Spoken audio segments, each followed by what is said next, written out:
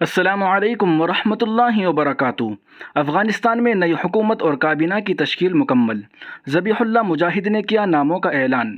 ملا ہبت اللہ اخوندزادہ کابینہ کے سرپرست اور محمد حسن اخوند عبوری وزیر اعظم۔ ملا عبدالغنی برادر نائب وزیر اعظم نامزد۔ افغانستان 7 ستمبر۔ ذرائع: طالبان نے افغانستان میں نئی حکومت اور کابینہ کی تشکیل دے دی ہے۔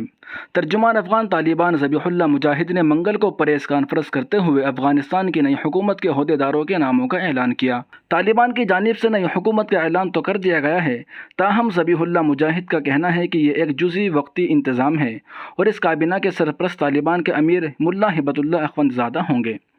ان کا کہنا تھا کہ فی الوقت شورا اس کے معاملات دیکھے گی اور پھر بعد میں دیکھا جائے گا کہ لوگوں کی اس حکومت میں شرکت و شمولیت کس انداز میں ہوگی۔ ملا عبدالغنی برادر نائب وزیر اعظم، محمد حسن اخوند عبوری وزیر اعظم ہوں گے۔ محمد یعقوب مجاہد کو عبوری وزیر دفاع مقرر کیا گیا ہے۔ نئی افغان حکومت میں سراج حقانی وزیر داخلہ ہوں گے۔ ملا ہدایت اللہ وزیر مالیات اور ملا امیر خان متفی وزیر خارجہ ہوں گے۔ ذبیح اللہ مجاہد کے مطابق ملا خیر اللہ وزیر اطلاعات، مولوی محمد عبدالحکیم افغان عدلیہ کے وزیر ہوں گے۔ ہدایت اللہ بدری کو وزیر خزانہ کی ذمہ داریاں سونپی گئی ہیں۔ ترجمان طالبان کے مطابق نئی کابینہ عبوری ہے اور اس میں بعد میں تبدیلی کی جا سکتی ہے۔ فی الحال ہم نے ان وزارتوں کا اعلان کیا ہے جن کی فوری طور پر ضرورت تھی، دیگر وزارتوں کا اعلان بعد میں کیا جائے گا۔ ذبیح اللہ مجاہد نے کہا کہ ایک جزء وقتی ہے اور مزید منصوبہ بندی کر کے مکمل حکومت بنانے کی کوشش کی جائے گی۔ فی الوقت طالبان کے امیر ملا ہبت اللہ اخوندزادہ اس کابینہ کے سرپرست ہوں گے۔